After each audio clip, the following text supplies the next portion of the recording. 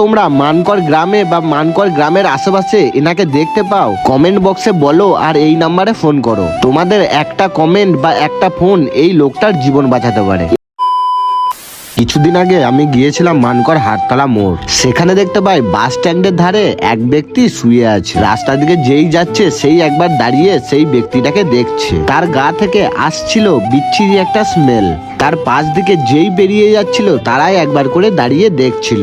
প্রথমে তো কেউ বুঝতেই পারছিল না যে গন্ধটা কোথা থেকে আসছে। তারপর ওই ব্যক্তিটা উঠে বসে, তা বিচ্ছিরি গন্ধর কারণে সেখানে কেউ দাঁড়িয়ে থাকতেও পারছিল না এবং যারাই পাশ দিকে পেরিয়ে যাচ্ছিল তারাই দেখছিল যে গন্ধটা কোথা থেকে আসছে। আমি তোমাদেরকে বলে দিই, এই গন্ধটা আসছিল তার মাথা থেকে। তার মাথাটা পুরো পচে গেছিল আর ভিতরটা পুরো পোকা হয়ে গেছিল এবং গন্ধটা সেখান থেকেই আসছিল। কি করে হয়েছে সেটা তো জানি না, কিন্তু এর ট্রিটমেন্ট না হওয়ার কারণেই এটা পোকা হয়ে গেছে।